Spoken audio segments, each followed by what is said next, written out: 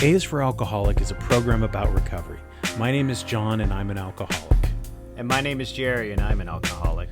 Join us as we go through the alphabet of alcoholism one letter at a time. It is what it is, Jerry. Life on life's terms. That's what that means. It is what it is. It is what it is. Isn't that what people say? Or somebody like Cody used to say that shit all the time. Trump said it. Trump said, "It is what it is." When they were talking about people dying from COVID, he was like, "Well, it is what it is." I don't think he's a 12-stepper though. No, I don't think that there's. I think. Also, when Coda said it, he wasn't a 12-stepper either. I mean, correct. Yes. 12 steps from him to the bar to get a mayonnaise and a shot of Crown Royal, a codependent, if you will. I was gonna say, yeah. I mean, I was also a 12-stepper. Yeah. I live upstairs. Only 12 steps to the Only bar. 12 steps to the bar, buddy. No, I think Trump was taking those steps in the wrong direction. Yeah. Let me get 12 Unterbergs. Can you imagine drinking 12 of those tiny Unterbergs? Oh God, they're so nasty. It's like straight bitters. It's like I've foot. Drank them. Foot. Yeah, foot medicine. But 12, like putting one in each. Anyway, that's not. I don't know why I thought like the Wolverine of alcoholism. Yes, like the little mini bottles. Yeah, exactly. It's just 2 fireballs and like a fucking Rumplements and a. The seltzer market's going up. Oh, it's insane. It's hot shit right now. Yeah, it's insane. I mean, I'm trying. I try very hard not to judge, right? Like alcohol is just going to be there. We've said it a lot of times. Like we've said it many times. It's just going to be there. It's a way of life and blah, blah, blah. But like, I feel like there's some deeply insidious, intentional marketing to people who are addicted, and like, it's not a benign thing. And so do you know what I mean? Yeah. It's the system though, man. I mean, if it makes money. It's not like the alcohol guys are like, let's make everyone an alcoholic. Maybe they are actually, so they can make more money though. At the end result is just money and power. Yeah. I mean, if you want to break it down, I just think it's funny. I don't even have beef with it. I just think I'm like, let's not fucking church this shit up. This is malt liquor. Yeah. That's the only time I ever roll my eyes at it is when people are like, think it's a healthy alternative to beer and making that their choice instead of being like, yo, this just tastes good and there's a lot of alcohol in it, which that I can support. Go for it. Good luck. Because it has 60 less calories in it and it tastes like blueberries. You know what I mean? But it's just Zima. It's malt liquor. Mm-hmm. It's old English, 800. Yeah. St. Ides, which is what I used to drink in my teenage years, you know? I think I did that a couple times when I lived near the 7-Eleven because that's what was like, cheap. Hey, dude, you know why it tastes like that? And I'd be like, why? And they're like, it's got formaldehyde in it, eh? And I'd be like, there's not formaldehyde. That's illegal. They're like, you don't even know, dude. You don't even know. That's why it tastes like that, fool. Is that the Tucson? Old school Tucson? Mm-hmm. Yeah. Hey, it's got formaldehyde in it, dude. Yeah. Hey, dude. There's no formaldehyde. You can't drink that shit without dying. You can smoke it. Basically, you can smoke it. Oh, yeah, dude. Sherm, yeah. This is how we start the pod, is just talking about seltzer and Sherm sticks. It's like PCP. Like if you smoke formaldehyde, you'll get high as fuck, dude. I never did that shit. Like in Training Day when he's like, you like to get wet? You like to get wet? Yeah, that's PCP. You like to get wet? He's like, huh? I knew fools that like to get wet though, and I was like, oh, dude. Jesus, man. That's a bit much. I did smoke I smoked some black tar heroin once. Did I ever tell you this? No, how'd that work for you? Did you sprinkle in a cigarette like a beginner? No. It was with, I don't want to give his last name, but big guy with a ponytail, worked at Coffee Corner. Oh yeah, I know that dude. Yeah. So you know, okay. So that dude called in anyway. I'll tell you my story. But so he smoked it on the regular, and he would smoke it in the morning, but he was a functional smoker, right? Because he was like, he would be happy at work. He would love work. He was great to work with. I never had any problems. He was one of the nicest guys I ever knew. We were hanging out. I was like, I don't know. I mean, obviously I was drunk. And so he had this little brick of like tar heroin, and we pull a big pen out because we're going to do the Trace the Dragon. And he's like, do you have a piece of tinfoil? And like, we had nothing in that kitchen. Did you say Trace or Chase? Chase. Oh, I thought you said Trace. Trace the Dragon. No, that's your Like, old. you're bad That's at the using tattoo drugs shit too, man. So, uh, so we don't have any tinfoil. This kitchen hasn't been touched in months. It's got dirty dishes. We put that fucking sheet over the doorway because nobody wanted to go in there with the sign that said "Enter at own risk." And but I found a piece of tinfoil in the bottom of a pizza box, and Nice. so we put the little chunk of tar in the middle of it, and then smoked it off of that. And all I remember is like getting kind of stoned and it smelling and tasting like pepperoni and cheese and grease. And that So was you're it. like, this isn't even worth it. Yeah. Sorry, someone knocking on the other door. There's a lot of activity. I understand. It's a busy day. Yeah. So that was that time that I smoked it. And I wasn't like, I didn't get hooked or I wasn't impressed. I just wanted more to drink.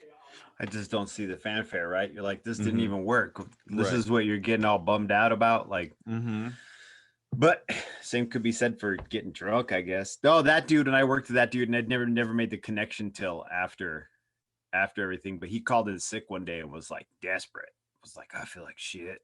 I'm super sick, man. I've never been this sick before. I just can't come in today and close.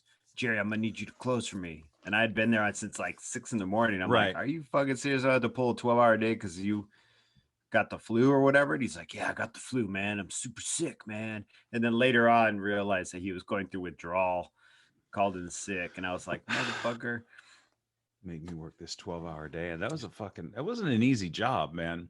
I hated that job. I hate any job though. I just hate working. I hate jobs. Is that is that a hot take? No. I like my job I have now. I like doing what I do now. I really like doing what I do now. Yeah, but going like, and I'm not trying to pity you or anything, but just if I were in your position, I'd be like, fuck this shit. Which I imagine you're not, right? Like maybe your boss listens to this and you love it. I don't know. I say fuck this shit multiple times a night. But it's like, okay, this is just what I do for now. And I've, somebody asked me if I could work today. And at first, like, no. Well, here's the thing. Like my usual thing is like, I'm really sorry. I've got something to do. I don't have any plans. I could totally have done it. But, and then I thought, well, I'm not going to lie. And I just said, honestly, it's like in the middle of my weekend or whatever. And, she asked me, would you want to? And I said, no. No, I don't want to. Absolutely not. And I just kind of said like, yeah, I don't want to break up my days off, blah, blah, blah. And she said, that's all good. I was like, okay. Cause whatever. I just don't want to. I work as much as I want to. And not like I'm independently wealthy, but I work as much as I can. My back's been fucking hurting me since the beginning of April, So, but it's, for what it is, it's the best position that I could have. Yeah, of course. And I don't look down on it. No, but I understand, and we all gotta make money, But I know somebody like you wouldn't be able to tolerate it or deal with it in the same way I was telling my brother about it. He's like, I couldn't fucking do that. Fuck that. I'd quit. I wouldn't even like make a big deal. I'd just quit and try to find something else. But I've always been back of the house anyway. Any job I've ever had. I'm not good with people, dude. That's why. So I don't know. That's why I get weird in meetings, like that's why I've always worked the program, but the people aspect of the program has always been a little off-putting because I'm not good with people. Getting hugs and handshakes. Dude, don't be hugging me, man. I saw that post. Did you see that meme today? And then yes. I have a friend who's an AA member too, and they were like, they were like, yo, I'm so stoked though. Once it all goes down, we don't have to hold hands and say the prayer at the end. It's just a handless prayer at the end. And I'm like, yeah, dude. I'm like, shit, man. Just give me my chip and let me cry in the back row. Like especially in early recovery, I just wanted my chip. I just want to get that chip and go sit in the back and fucking reflect. Like, and I know I got to be social. This is a social program, and I went into the room, to be around other people and have their support. But my personality has always been like, yo, just give me the chip, we'll high five. Like I shook people's hands all the time at the very beginning. They always wanted to hug. Like, no, we hug here. And I'm like, word, we're gonna be doing that. Like, can't we just shake hands that I get to know you and then I'll hug you? Like, Yeah. This physical contact is weird as fuck for me. I think it's 2021 and wife. I think we can speak up for ourselves these days about not wanting to be touched and not wanting to be hugged. And right. And like nowadays, I'd just be like, I'd probably hug anyway, though, actually, just to not rock the boat because of how my personality is. I just don't want to make waves. Whereas in my mind, I should just be like, yeah, man, I'm a handshaker. That's what I do. I shake hands. Well, I used to shake hands, and now I'm a big fan of the elbow bump. No, the elbow. I give the elbow or the fist. I do fist bumps now, or I just wave. It's so awkward. Everything's so weird now. Hi. Yeah. So, and speaking of AA and anonymity, I wanted to tell this little story about somebody or something that happened to me, I should say. So I was working the other night, last week, and the host comes to me and says, oh, such and such table, blah, blah, blah, however many people. It's my old boss from my old job. I was like, great, awesome. Do we need to do anything special? Sometimes, we bring bubbles to the table for people to cheers, or if it's somebody's birthday, we'll put a fucking candle and a scoop of ice cream, right? Just whatever. That's just what we do there. And she says, well, he's a recovering alcoholic, so we're not going to do any bubbles for the table or anything. We might send out food. I was like, okay. So this dude is way late. Like the rest of his party is there. They've got wine. They're pouring, So he shows up like 15, 20 minutes late. And he's fine. And he sits down. And his friends, so I'm watching him. I ask him if he wants anything else to drink. No, nothing. Okay, cool. But wine glasses are set on the table. That's part of the table setting. So his friend pours him a glass of wine. He doesn't do anything with it. Maybe these people don't know. I don't know what the deal is. But I'm watching it and I'm like, recovering alcoholic. He's got a glass of wine. So then he begins to drink it and he's drinking wine with them. So I'm like, maybe he's not, or she got it wrong, or right. I don't know. And again, it's none of my fucking business. I'm not gonna be like, hey dude, so you really want that glass of wine? You really want that Pinot? Like that's none of my business, right? I'm just there to wait the tables.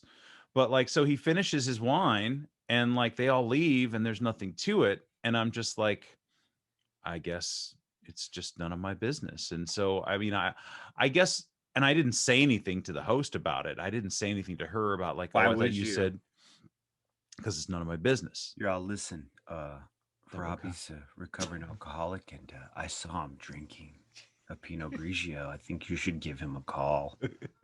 Right? Or can I get his number? I'll send him a meeting card. But it was just kind of like, I think it's fine for us to be vocal about our own recovery, but it's best to just not say anything to anybody about somebody else's. Yeah, why would you, Karen? Jesus Christ. Right. This person wants to relapse, let him fucking relapse. And I think she meant well, and she knows that I'm in recovery, so maybe that's she was why. It was like, okay, so one time this dude came in, he wanted a diabetes tattoo. So I made him an appointment with the other guy in the shop who had diabetes, and then and then it was Etzel, and Etzel's like, I'm like, yo, I made you this appointment with this dude because you both got diabetes. And he was like, what the fuck? Like, he just started laughing. He's like, I don't know how that's racist, but it feels racist. And I was like, maybe she made that connection. Like, yo, my friend's in recovery. So are you. You to wait on him. Right. And then you're like watching this person where you're like, yo, are you fucking relapsing now? Or are you just a person who says you're in recovery? Or maybe, because we had talked about this a few episodes back where everybody's version of it is different, right? But I don't know, once again, it's not for me to judge. I mean, if you're going to say you're recovery and you're drinking, that's not my definition of recovery, but I guess that's yours. And if you're doing it in moderation, you figured it out, well, write a fucking pamphlet because I'd love to read it. But other than that, if you're just drinking, then you're drinking. I always kind of quietly judge, but I never intervene. That's not for me to intervene. Or even I might say shit to other people, like you said to me, like other recovery people, like, yo, this dude said he was in recovery and then he fucking killed like 3 glasses of wine. So good luck, Right. And it's not, it's never the 3 glasses of wine at dinner. At least for me, because for me it was like the bottle of wine and the 6-pack of beer from 7-Eleven and but the if you drinks at the say bar. shit to the normie, they're just gonna look at you like you got an extra head. Mm-hmm. Hey, to me, I get it. I understand that feeling. Like that feeling you describe when you know someone's, even in passing, just superficially know someone's in recovery and they're drinking. Like you, I know that feeling you felt. Like you almost feel invested in a little way too. Like, yo, are you gonna make it? Oh, you didn't make it. Shit. You know, even if someone I don't really know. But if I go up to a person who drinks, just a normal person, and tell them that shit, they're gonna be like, "Are you the fucking liquor police?" And they'd be like, "Yes, I am. I'm Yes, I am the commissioner."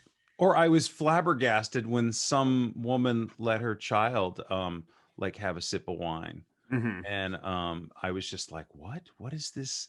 What is going on here? You know, like what the heck is going on? And the person I was working with was like, whatever, like just, I mean, it's none of your business.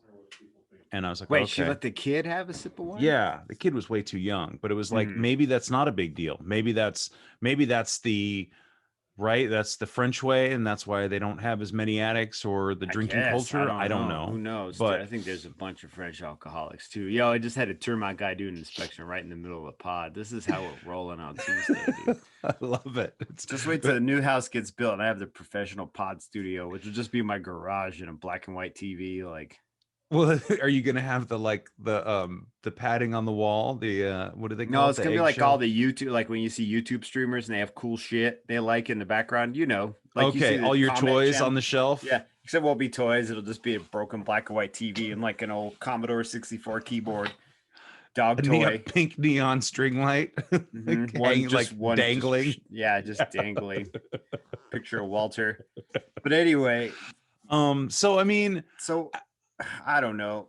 I don't mean to give you pushback on it. I was just like, what the fuck are you gonna do? People do dumb shit all the time, dude. Right. No, it's none of my business. business. I don't know if that's dumb shit, but I understand what you mean though. I get where you're coming from, dude.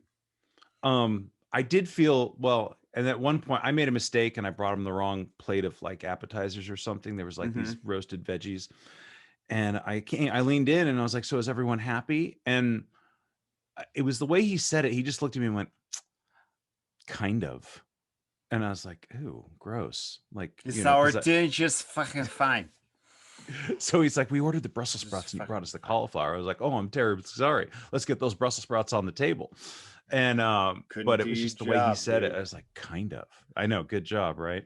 I couldn't do your job. Like, I'm telling you, it's the only time in this American culture that people get to have servants. Like middle class people like get to have servants is when you have a waiter and then you treat them like a fucking servant. And it's well, like, you know, you should apologize immediately upon sitting down at a restaurant. You know, really I'm so sorry for being here and making you serve me. And you know, listen, I know you're having a good time looking at TikTok in the back because I'd be doing that shit too. So what is today's letter? Today's letter is you. And we talked, I wanted to do unconditional love, and only because you said a couple weeks ago, you're like, unconditional love, fucking hate that phrase or something like that. And maybe you just felt like it was unwarranted or unnecessary or ridiculous or overly used. I don't know what it was, but I was thinking about this and like loving people versus being unconditionally loving someone, but you don't have to respect or tolerate their behaviors in alcoholism, right? I mean, your parents probably unconditionally loved you, but they probably didn't tolerate all of your behaviors while you were drinking. I mean, or you know what I mean? Know. Yeah. No, I know what you mean. I'm only laughing because my mom would be like, I didn't love him. It was a pain in the ass. Kicked him out of the fucking house. She didn't love me though. She always loved me. Like if I got hit by a car, she'd be heartbroken. Right. But if I'm occupying the same space as hers, the wrong day, get the fuck away. GTFO, bro. Don't touch me. And then I was thinking about unconditionally loving myself and also, you know, because right now in my life, all I'm thinking about, it seems like, is money and calories. Like that seems to be, you know, I'm just like always trying to fucking regulate this and make enough and not eat too much and blah, blah, blah. And I'm like, why is this good? Is this healthy? Am I going insane? should I just relax and love myself? But is eating 2 pints of ice cream is not loving myself, right? Unconditionally. And should I I mean, I be don't know. should I be okay? It's Should I not just good be for okay you. with who I am right now? But don't I want to be better? And then, like, to be better for what, Jerry? I don't know. Do you feel better? I feel If all better. this working out and calorie counting has to have an end result. I mean, I remember talking to someone and they were like, well, I wouldn't work out because you'd never get to stop. You just do it all the time. And I'm like, that's the fucking point. It makes you feel better. When you do it, you feel good. Even when you don't want to do it at the end of it, you feel Mm-hmm. better than when you started, or you feel more tired. You feel sore. That's your body doing what it's supposed to be doing. It's If like the the end Kenny result is just to Powers. look good, motherfucker, then go get surgery. Save money for surgery, or It's just like, accept yeah, what you are, which a lot of people do. So in your case, if the calorie counting is for that end result is to feel better, well, then do just it. know that it makes you feel better. But if you want Mm-hmm. to fucking go on an ice cream binge, I don't know what to tell you. I don't have that relationship with food. Right. No, I know. I I know. mean, I've gained weight, but I've also been like gaining muscle from lifting weights. So I also know that it's a give and take. I've Mm-hmm. definitely tried to cut down on calories, especially being here because my mom cooks olive oil and butter and shit. And She what I mean? tastes There's always good. this extra. It's delicious, dude. Food here is delicious. Oregon food is very bland. I have to admit that. I miss Oregon a lot sometimes, but the food is super bland. Eugene, Oregon was the most milk toast bland place ever. It really was. And I come here and it's hot. There's snakes everywhere, but the food's really good. So um I don't know why I gave you pushback on unconditional love. I have no idea why. I don't know. I The guess I term should in have of listened. itself, it's acceptable to me. Like, I don't think it's Okay. offensive or anything. Like, I unconditionally love my daughter. My Right. dog unconditionally loves my wife. But not you. No, our No. relationship is really adversarial. I fucking have issues with him. He's a sweet boy, but he's just, he's a responsibility I was not Prepared willing or or ready to ready. take on. And so now he's there. So now I have to, he's more of an exercise of acceptance. Mm. My wife, I would like to say my wife loves me unconditionally, but there's conditions to our love. Like, if there are certain things happen, she would not love me the same way she did before. I think she would always care for me, but And if I that's started getting drunk and banging everybody right. out, like, that's unacceptable. That would Right. affect her, affect her Right. sense of trust. So unconditional love's a weird word when it comes to recovery. I guess, can one love oneself unconditionally? I don't think so. I really don't. I don't. I think it's weird, man. I think when we put these signifiers on things, we have to strive for something that may be unattainable. And I'm not trying to be negative. I'm just thinking about it realistically the way I think about it. Will I one day look at myself in the mirror and unconditionally love myself? Probably not. So I guess I can speak for myself. I can't speak for anybody else out there. Do you know what I mean? Like, there will Mm-hmm. always be something about me that I find unacceptable. That's how I change. I'm not going to Mm-hmm. look at myself and be like, I'm this beautiful fucking vessel. No, I'm a shitty fucking person sometimes. Do you know what I mean? Like, parts of my body I don't fucking like. Like, it just is what it is. So maybe that's why I push back, because it seems like such this unattainable thing that really only happens, like you said, between parent and child, like this biological thing. And even that's not the norm, or that is the norm, but even that has outliers and things. So to me, it feels like unrealistic. Feels like Yes. Hollywood. Yes. So then the it's something that will never be attained. So it's not the end result is not what's important. It's this continual, often laborious process Yeah, of change. it can be. Absolutely. It can be a lot of hard work. In my opinion, see, I don't know, maybe that's something you thrive for. And I would say, if that's your motivator, then continue with your motivator. Just, I don't know. For me personally, I can never thrive for perfection. It just doesn't fucking work. Nothing is perfect. Nothing. Mhm. Yeah. Everything has a flaw or a So fault or a yes, bonus. well, or a bonus. I Hmm. think in my current situation, in my current state, and I'm, God, and I have it so good, Jerry. Like, I have it so good. All right. The only thing I have to complain about is like some extra weight. Like, that's what the fucking that's ridiculous, Hmm. right? So, but um learning to love myself unconditionally, with my shirt off. And I'm just like, my body's fucking working as hard as it can. And so I've got other shit going on and in my head, and trying to figure out all my diet, and I hurt my back, and like trying to figure out how I'm going to heal that. So I haven't lifted anything since early April, and it feels weird. But going like, okay, what do you see in the mirror, and like trying to change that perspective rather than looking and seeing all the flaws. Going, I get to go out there. I just went out there yesterday in like 92-degree weather, and I ran for 6.5 miles. I wouldn't do that And I was like, personally.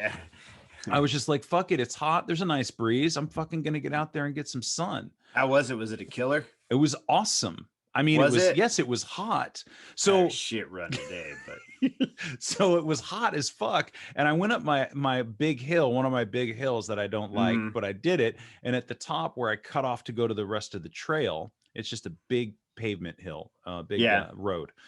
There's some dude in fucking working on he's the van on the side of the road, some sweaty dude, white guy, blonde hair, beard. He's hunched over a gas can, and I'm like, I don't even have any money. Like, I can't help this person. But I pulled my headphones out. I was like, hey, dude, you're all right? Like, he's like, well, blah, blah, blah. Ran out of gas. I'm going to try and see if I can't turn this van around and just roll it down the hill until I can get to a gas station. Yeah. And I'm like, good, Jesus Christ. So as it turns out, his name is Rhino.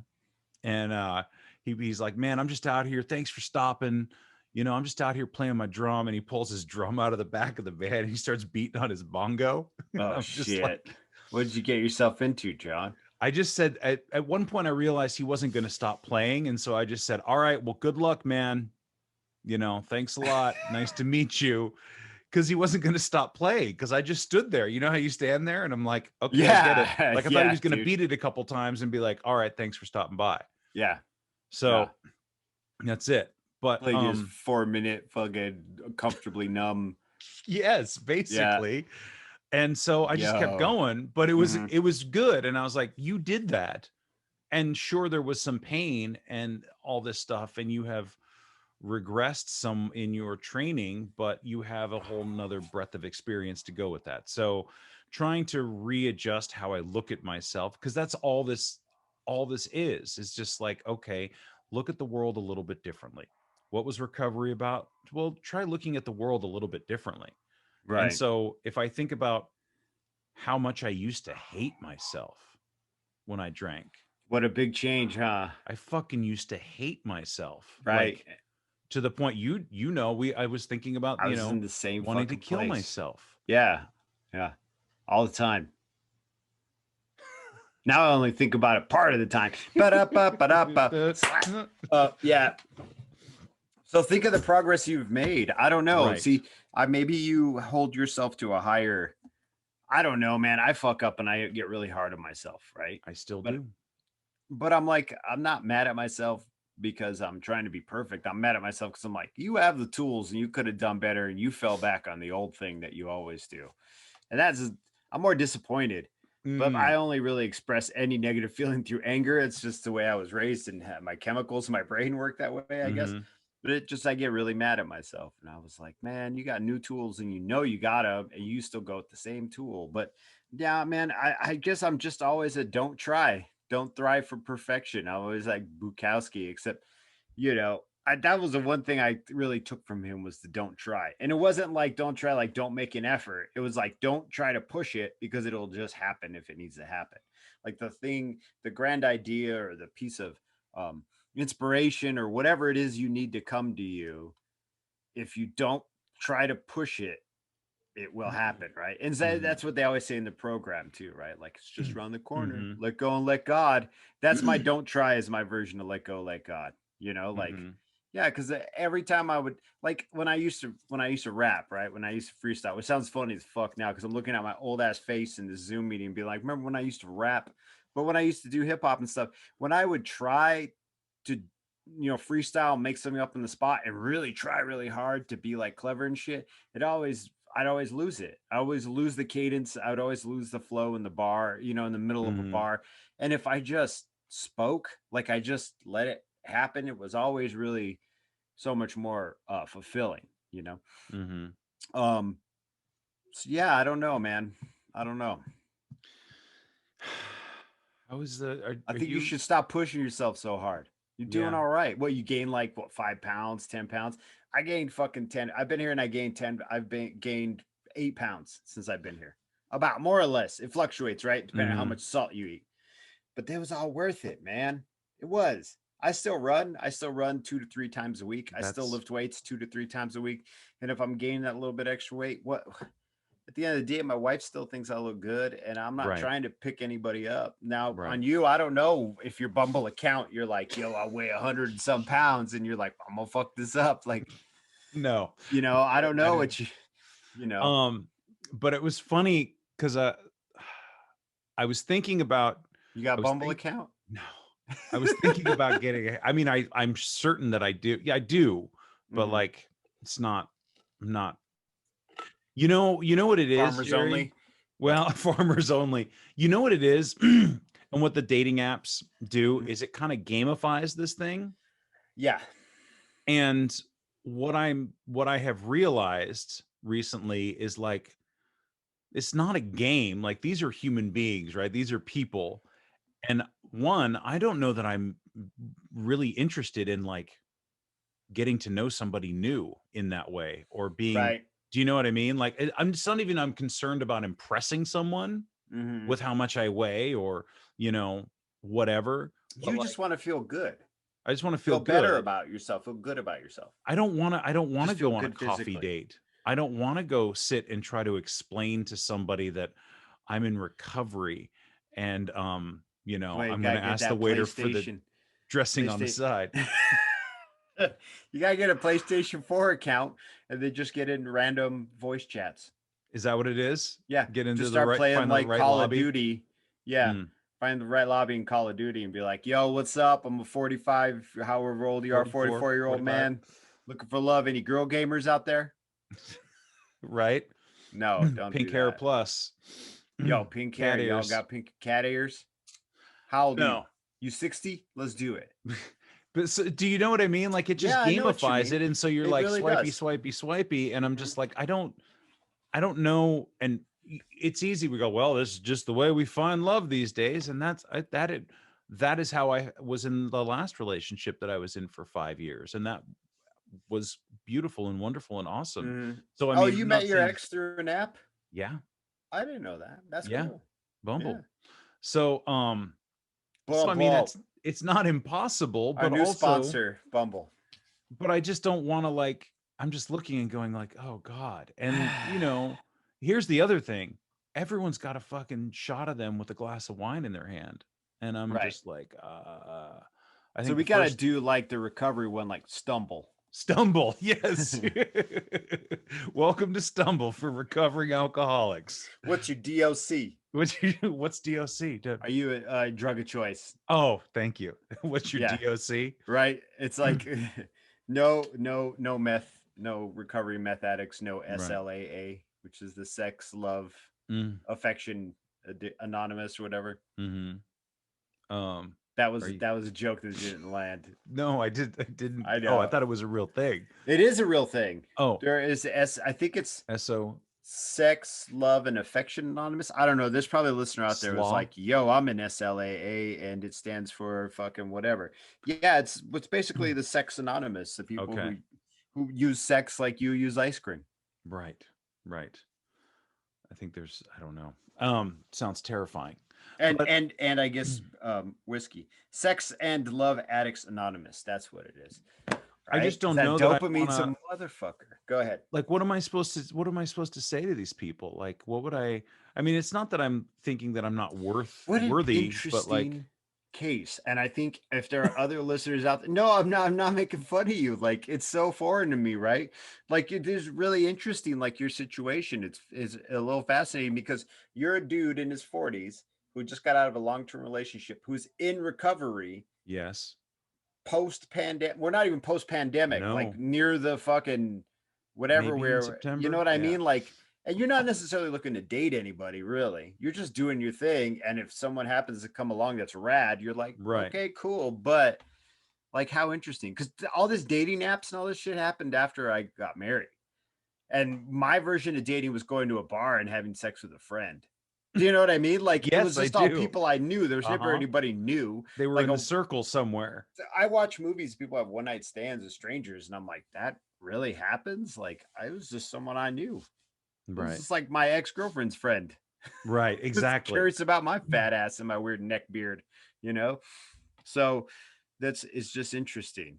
It is. It's Can fascinating. You give this person unconditional love. Unconditional love. Like, how do you? I mean, and honestly, I wouldn't want to be with, you know, I don't. Not that I want to. I'm sitting here, but I would want it to be something where I would want somebody who was wholly, like, completely independent, right? I don't want to be in some. I certainly don't want to be in a codependent relationship. No, that's a mess, dude. Don't You want already anyone. did that.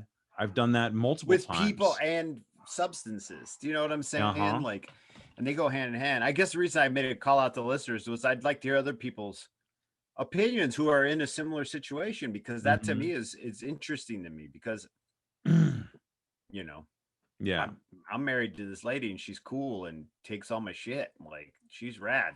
It just doesn't. It just doesn't interest me. Yeah, and it just kind of creeped me out when I opened it back up, and I was like, oh God, like, what do I even write? Fucking lady with 2 wine glasses, who is just like, I'm a fucking dumpster fire, and you're like, you know, maybe I should. Like, I don't know what their whole process is. Swipe right or left. Just swipe. I know that's Tinder. Just swipe. Yeah, like, it's just a swipe. I'll take the dumpster fire out. Right, and then see, that's the way my brain works. It's awful. Yeah. Right. Let's party. So I just don't want to. I don't want to do that, and I just don't find it to be appealing or attractive. And so, yes, maybe there does need to be a stumble. Stumble. So, all my coders out there, get on it. Yeah. Stumble. Are you 12-step or refuge? What are you doing? Refuge, 12-step, smart. Just going it on your own. Yeah. Little sip of wine every once in a while. Is that what you're doing? So I think that for me, and like I said, yeah, if something came along, if I ran into somebody or something happened, I would certainly. But I think that I'm at a point where if I was sitting with somebody and it wasn't something that, if there wasn't any sort of connection, I would say that immediately. I'd be like, look, you seem nice. You suck. Look, I can say this. I could be brutally honest because I'm an AA. You fucking suck. It sounds to me like. And then you leave him a big book. Throw a smoke bomb on the ground, disappear in a cloud of smoke. And just a big book in the chair where I was sitting. That's it. Just some Joe Bluth. You know, some Arrested Development Joe Bluth shit. You're just like, you suck. Smoke bomb, big book. Just 12-step motherfuckers. Yeah, man. I don't know, and then also, I don't know that I want to meet somebody in the program. Like, I don't know. That's maybe I do. Maybe I don't. To me too, because I'm not with someone who's an addict or an alcoholic, so I don't know, right? Like, what if we both have a dry drunk day together? Holy crap. Because I have dry drunk days, I'll have dry drunk weeks, and my wife will call it out immediately. Hey, you're being a dry drunk. And that's like a new piece of vernacular she learned in the last, few years. And I'll be like, she's like, you need to go to a meeting. And I'll go and sit there and be like, well, wife says I'm being a fucking dry drunk, which I totally am. So I don't know, man. It's a weird world. And then this pandemic shit, like. Well, that too. Just both meet up with masks. You're fully vaccinated now, though, huh? Yeah, so you're ready to get out there and fuck shit up. And that was vaccinated. The thing. Did I tell you this? I don't know if I told you this. And this was the part that freaked me out when I opened it up. And one of the freaked me out is a strong word. I was just kind of put off a little bit. Taken aback. I was taken aback. And this said it was vaccinated! ! Let's do this! ! And I was like, well, hot girl summer is here. Hot girl summer. You just need to drive around your convertible and whistle at people. That doesn't work either. No. Just run by, cat call while you're running. That doesn't work either. Yeah. So I'm not. I am fine. It's just strange. It's some full of shit. That's the patented John. I am not fine. fine. I am fine. I'm fine. Okay. No, it's the tone. I've known it for years, your whole Yeah. life that I've been hanging out with you. Yeah. Listen, I know you're fine. I know you really are. But I also know that when you're like kind of fucked up and we're like, you all right? You're like, I'm fine. I'm fine. Right. Yeah, it's the same intonation. I've seen you do it. Cutting your toenails on a stoop, drunk as fuck. I'm fine. I just got to get through this That was big your toe. neighbor. That was your neighbor cutting the toenails. Yes, on it the stoop. was. But that's you know, nasty. I cut mine outside cutter. though. I mean, I cut all my nails outside. I think that's probably the best way to do it. Yeah. So if you're cutting your nails inside, please take that fingernails shit that go outside. Clip, clip, clip, clip. Look at the mountains. Yeah. Toenails. Clip, clip, clip, clip. Throw I mean, it all of in the course, pool. the truth is, lonely is such a strong word, and I know this is being recorded, so I don't want it to be like the permanent evidence of anything, but like, it would be nice to spend time with somebody else. It would be nice to, but it's like vaccinated, not vaccinated. Fucking, how do I say to somebody, well, I'm looking for a mature relationship, so we both need to get our STD tests so that we can make sure that everyone's clean and involved in, like we know what's up. You just like say that shit. I mean, if y'all gonna fuck, right? Then be like, yo, we're gonna need to go to Planned Parenthood, get those tests, and I'm gonna need to see your papers. I don't need no cooties. Just do it the way you did it last time. But so I it's just and yes, and part of me is like, well, could we just have some good casual sex? Is that a possible thing, Jerry? Like, I don't know, not me and you, but yeah, I mean, you could find someone out there. I think you could, if they're vaxxed and waxed. If they're vaxxed and waxed, ready with their sax. Yeah, just come over with the saxophone. Yeah, it's still there. It's out there in the world. Yeah. I just don't know where to find it because I'm like married to a lady who doesn't want me to do that. Plus, I don't want to do that as well. Right? No, Megan, love you. Right. No, but I just, all I'm saying is like, it would be nice to have that, but yeah, of course it would. Why wouldn't it? Especially if you're just been alone in your house for past year. Like, why would you not want to be around with someone or do those things? Even if it weren't pandemic and you were just single, it would be nice to do it. Yeah, I get it. But I'm also like, there's a certain level of effort and energy that goes into that, and I've got a lot going on. Regardless, I'm in the third act of Red Dead Redemption 2, man. I do have the third. Seriously, I'm in the third act right now, but that's all I keep thinking was, oh, Megan, I know it's our anniversary, but I gotta go break into this oil well company for this Native American named Eagle Flies, dude, and they just keep catching me. I gotta get in there. I gotta look it up on the internet. Oh God. Yeah. What is Grand Theft Auto ever going to come out with anything new, or is it just going to be in a while? Not since like 2013, right? Because they made so much money off of RDR2. $1 billion. Jesus on a Christ, video game. Which one? GTA or RDR? 5. GTA 5. GTA 5 is so much fucking fun though, dude. It is. Even playing it online for a while. They're playing online with my brother and his friends. It was the funnest shit just for the sake of chaos in the lobby. Yeah. I wasn't even out fucking with other people. I was not like, yo, let's go grief these guys and kill them and make them feel sad. No, it was like literally crashing cars into my friends and driving into the ocean. Like, I love the one where we went and went and raided the hillbillies with Coda, and I think it was just ridiculous. Coda had no headset. Yeah, it's like communicating. I'm like, just go buy a fucking headset, you dope. Like, it's not expensive. But I will send you a headset, or it's just. But all he does is race. I still go online. I don't really play online at all right now, just because I'm always busy. So when I'm in this, and I share this room, this 10 by 10 room with 2 other people, so I'm not going to be on there online being like butt stuff and yelling my shit when my daughter's sitting next to me. Right. So I just don't really play. But whenever I do play my single player games by myself, I see Coda. Coda's in the strip club in San Andreas. San Andreas. This shit is always funny. He's just sitting in the strip club, probably killing everybody. But so finding, I think that's what I would do, is just play a lot of video games if I were single. Yeah. Yeah, dude. Yeah. Yeah, man. I mean, like I said, I think overall I'm fine. There would be things that would make life more enjoyable, right? But I'm also not interested in getting involved in any sort of codependent, deeply like fraught business with strangers. Right. And so and you that's, do but have that's the tools now to know that it's going that direction. Do you know what I mean? immediately. Like, yeah, you're able now to like pull back and look at things, which is one of the things AA and the program afforded me, was the ability to be able to pull out and I'll not dissociate, but pull out of a problem and try to look at it from outside. I don't do it often, but when I do it, I like get my good boy points, you know, get my chicken tendies, dude. Yeah. I mean, that's true. And it's just, I'm fucking grateful for that, man, to be able to be like, oh, there's a problem here.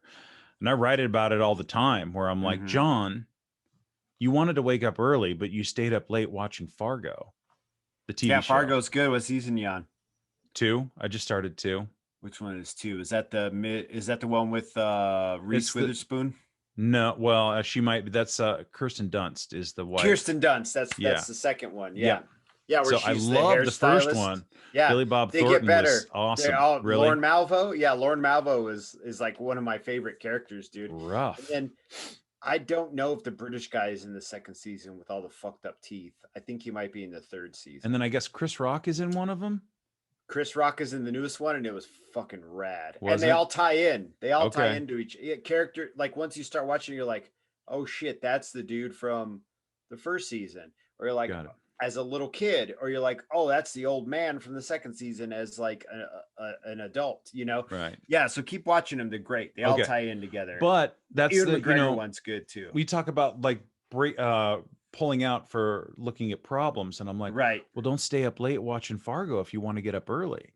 But also don't be hard on yourself for sleeping in when, like, you know, it's your fucking day off, or, you know, and so all those things. And you've got this back injury that hasn't gone away in 6 weeks. And so, of course, you haven't been lifting anything, and stop watching, you know, health and fitness fucking Instagram, because it's like, I'm really tired of listening to other people.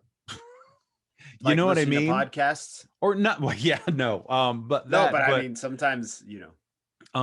But listening to other people about what works and like what you got to do, and you got to eat this thing, and you got to move this way, and like this is the thing, and it's like, okay, dude, that shit's such a quagmire though. Health and fitness, any media, health and fitness is there's too much. I read like 5 different things. They're like, stretch, and they all say opposite shit. Like, don't stretch, and I'm like, well, which is you want me to do? I'm just gonna keep stretching. Right. That makes me feel good, so I'm gonna do it that way. And the only thing that I've learned is I went and got a massage for this back thing, and it was amazing. So the woman who does the massages, she had this whole like outdoor thing. She was vaccinated, I was vaccinated. And but she wasn't letting people in the house, but she had this beautiful, as beautiful it could be, in her backyard, it was a bucket with a pool noodle around it for people to pee in. Yeah. Because like she needed, it's a massage. You're there for 45 minutes or 90 minutes. Like you got to go pee somewhere, but she wasn't allowing people in the house because of COVID. And so it was like this it had the umbrella, and it had a little blanket, and it was all very peaceful and beautiful. And there were flowers and plants everywhere. And then she just had a bucket to piss in. And I just pissed in the bucket. And I was like, thank you for letting me pee in your backyard. And that's some wild shit.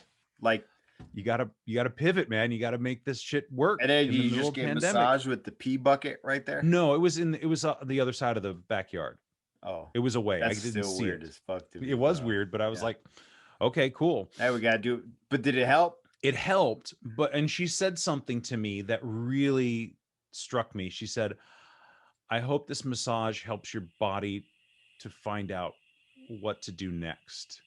Yeah. And I was like, oh, okay, because this is not just a sore muscle. I fucking pulled something.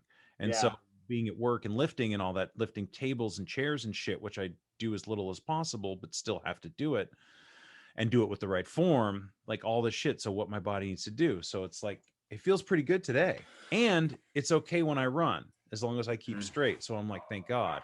Was it in your lower back or between your shoulder lower blades? right, lower like back right there. Huh. And, it must be so it's like central. I'm not an expert. My lower back hurts a lot. I started sleeping on that cot, and my back doesn't hurt anymore the same way as it used to. I sleep in this bed, and it sucks. Yeah. I sleep in my little sad cot, and my back doesn't hurt. It's weird. I don't know what we're gonna do when we get into this new house. Whenever we do, you're gonna have a cot in the bedroom. Did you watch that Nomadland movie? No, I with heard a Frances review about it, McDormand. but It's really good. I enjoyed it. It was very fucking sad. It was shot beautifully. But there's a scene in the movie. She lives in this van, travels around doing, sedentary work all over the place. Or not sedentary, non-sedentary. She's constantly moving. It's transient work, always in transition.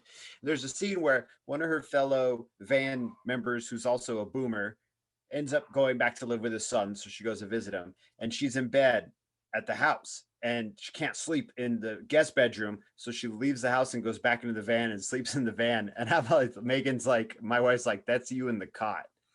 That's you in the cot. Because they'll leave and leave me here, and they'll go to like Phoenix, or they'll go down to Nogales and stay with her family for a few days. And I'll just be like, well, I'm going to stay home because I have commissions and shit to do around the house anyway. And dude, I can hardly sleep in that bed. Like I wake up with back aches and shit. And there've been times where I contemplated just setting up the cot and just sleeping in it, just because for some reason that support on my back is like perfect. Maybe I'll put a hammock in the new house. Yeah, I'll be a hammock man. I would like that. A hammock's nice. I dated a woman very briefly who had a hammock in her backyard, and that was the best part, I think. Oh, I thought she slept in it. No, she was like a merchant marine. We were, well, I don't want to misrepresent her, but I was a drunk mess. But I just remember I remember her saying, I think you're drinking too much. And then also I remember being in that hammock. The hammock was You're nice. like, fuck you, fuck your hammock. Go, there's happy hour to bowling alley. So she was kind. I was not. But the hammock was good. Yes, you should get a hammock. So yeah, man. And it's like, I think too, I know this is not about dating apps, but that's okay. It's unconditional love, though. I mean, it all falls under the umbrella. It's unconventional too. Now it's more conventional now. Dating apps are like normal. Dude. That's Nobody meets normal anymore. Not this younger generation. That's why they gamify it, because the young kids are used to on the mobile phones. My daughter grew up playing games on her mobile phones because I'm a bad parent, Are you? Because no, that's a joke. That's what they all do. My nieces both do it. Everybody's kids I know would do it. The only the parents I know who are like, we monitor their screen time. Those kids always tend to be like, the ones I've met tend to be a little pent up. But I also cannot speak for them in the way they raise their children. People are mad defensive when it comes to how they raise their children. But I always notice little Doofy McDoof over here ain't allowed to use, can only use the iPad for 20 minutes a day. And that little motherfucker's eating paint off the walls by the end of the day. I can see it. But that being said, it doesn't have to be an extreme. Just right. Let the little motherfuckers play. Right. But no, I'm not a bad parent in that way. I'm probably a bad parent in other ways, but or room for improvement. How about that? Yes. Maybe that's my whole unconditional love thing with me and myself, where I look at myself and I'm like, you could have handled that better, or you could have spoken to her better, or you could have done her a little more justice in this way or that. But I think all parents feel that way. I do. If you're like, I'm killing it in the dad game, you're probably not killing it in the dad game. You probably have the Dunning-Kruger effect and think you're killing it in the dad game, and then the kid ends up growing up to be like a right-wing weirdo or something. What about the Freddy Krueger effect? Yeah, dude, the Kruger effect. It's like the axe effect, but with more stabbing. So yeah, man, I'm just, and I always think about like wanting to. This is performative. The dating app is performative. I am narrating my life. I am curating posts.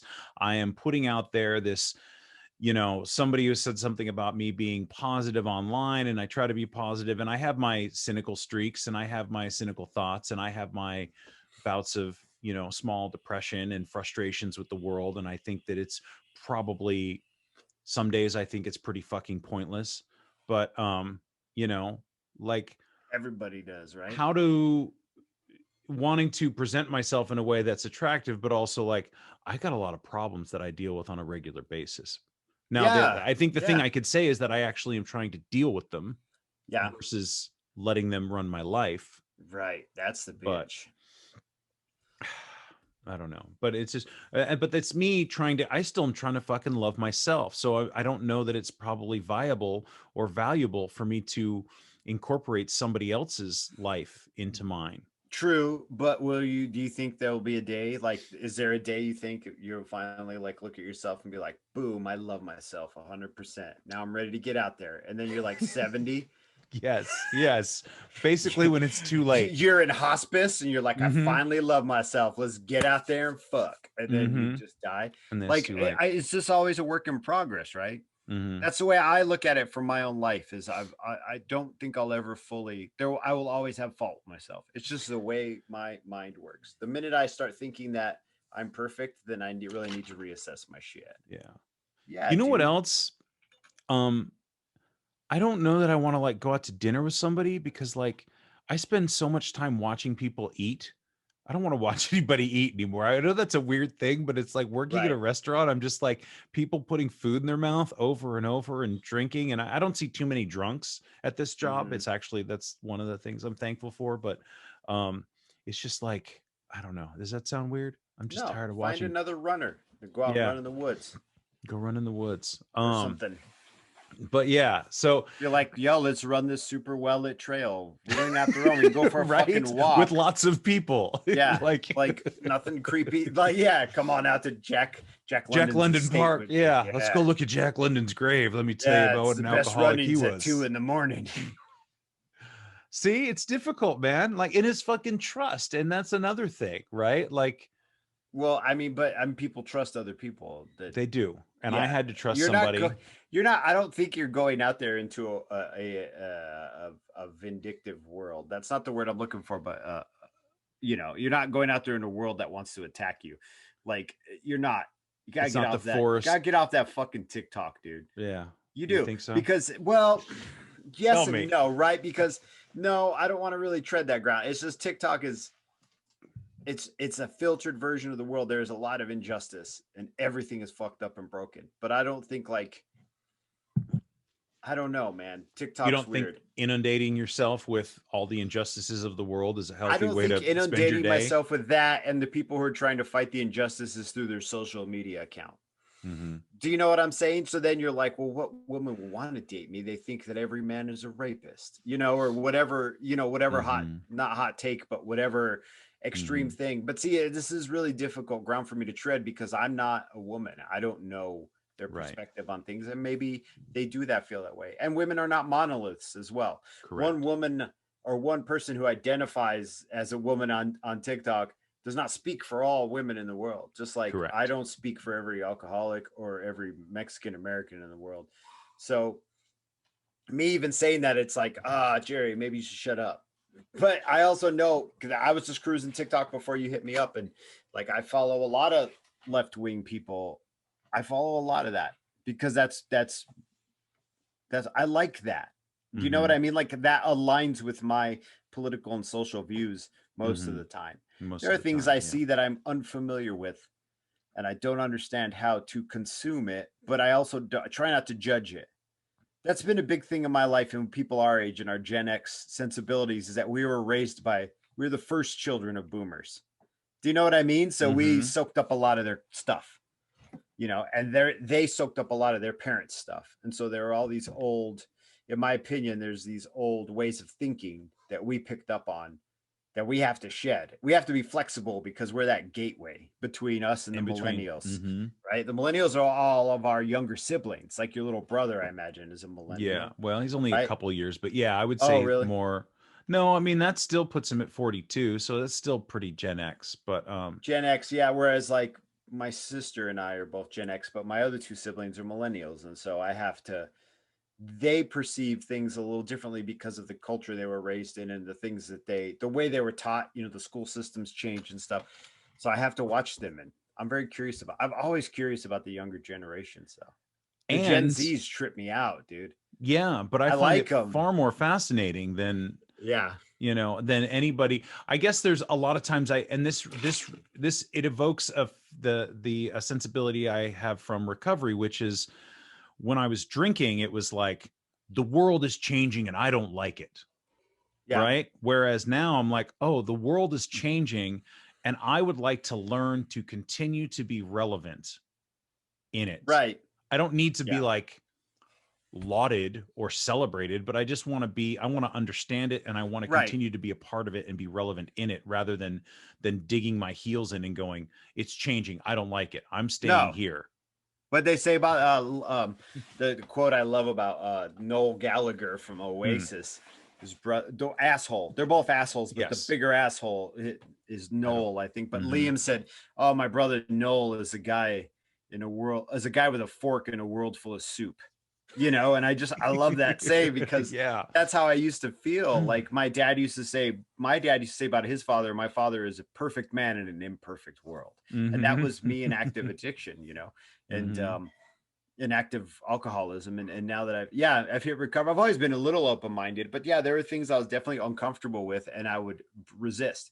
And now I'm curious, you know, I'm very curious about them. And the things I'm really uncomfortable with, I have to like sit with and kind of expose myself to see their perspective. Because there are some things that I'm like, that's a little fucking wild, you know, but it's to me, to other people, it's pretty benign stuff. That's a little wild to me. It's mostly a lot of right-wing ideologies, very wild to me, very close-minded, but it's also, there's some left-wing stuff where like furries and shit, like I don't get it, but I'm not mad at it. I just don't get it. And maybe it's not for me to get. Maybe there's some shit that's just not for me to understand, and I just accept it. It's just like seeing that person drink that you thought was in recovery. Like you don't get it.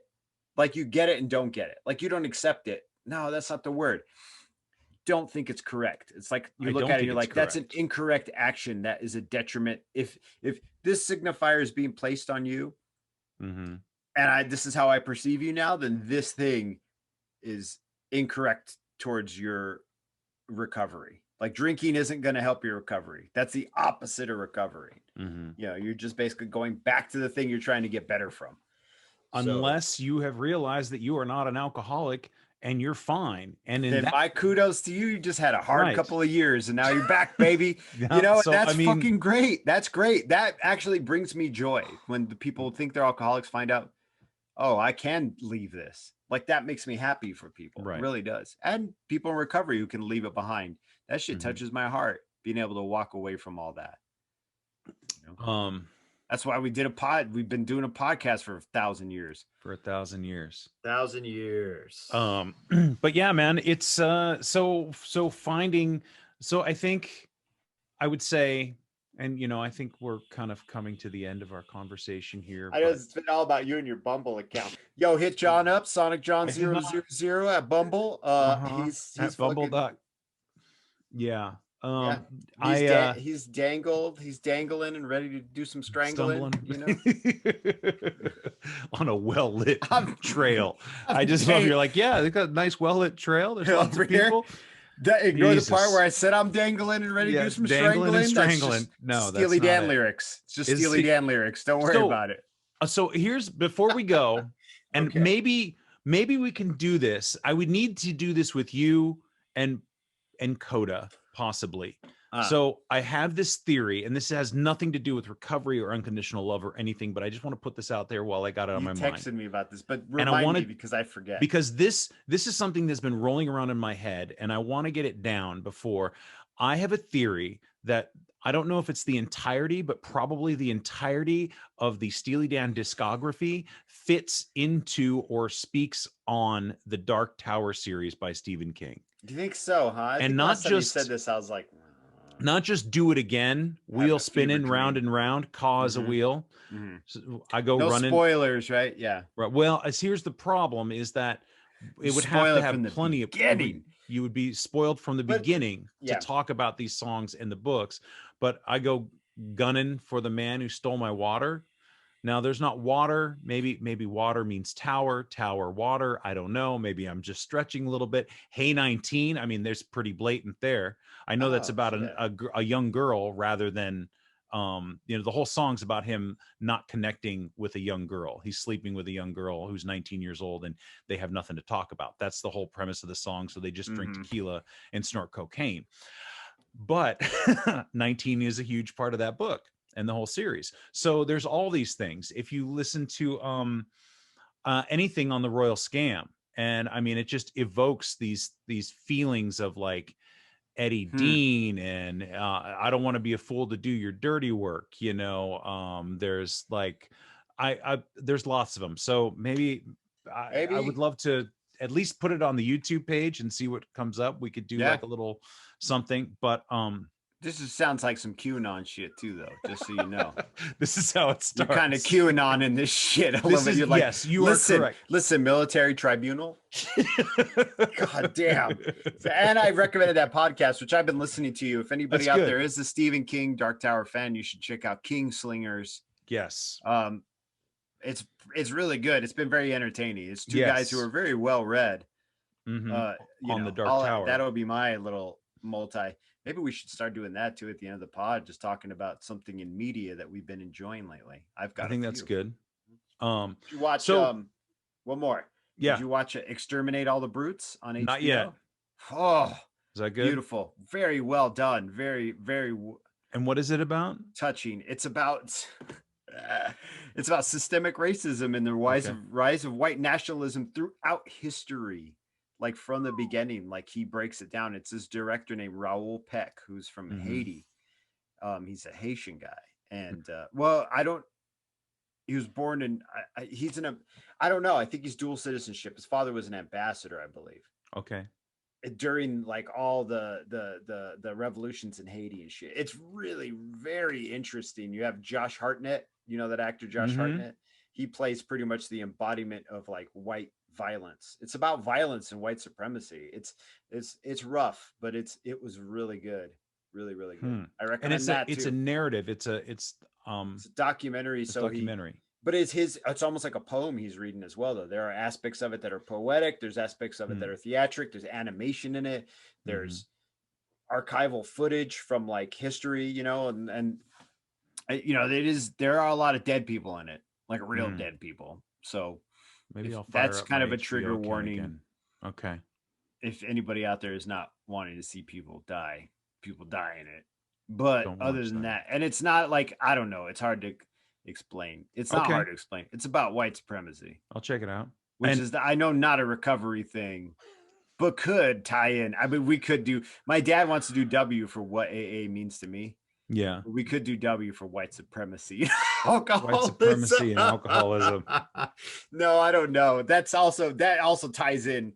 That's a stretch, like you and your Dark Tower Steely Dan connection. You want to hear a good Dark Tower song that they said is not about the Dark Tower, but it absolutely is a song called The Tower by a punk rock band called No Means No. A song called The Tower, and it is straight up about the Dark Tower. And they were like, no, it's not. And it absolutely is. Like, and yes, it came out after, it came out in the early 80s, went out, or mid 80s, 89. It's like one of my favorite songs. All right. Yeah. It's a hard Exterminate the Brutes. Punk rock. Exterminate the Brutes. And that Kingslingers podcast. Cool. So I think that unconditional love, it's got to be a fucking process and not an end result. And that's the only way to look at it. Right. A practice. A practice, right? We practice. Because we don't know. Because if we knew, then we wouldn't have to practice. Yeah, we wouldn't be sitting here doing this. We already know. Right. Thanks again for listening. Our music, as always, is by Neglect. You can find more of his stuff at neglect.bandcamp.com. And you can find us on all social media platforms that matter: Instagram, Facebook, and Twitter. And you can reach us at aisforalcoholic@gmail.com. Talk to you later. Yeah.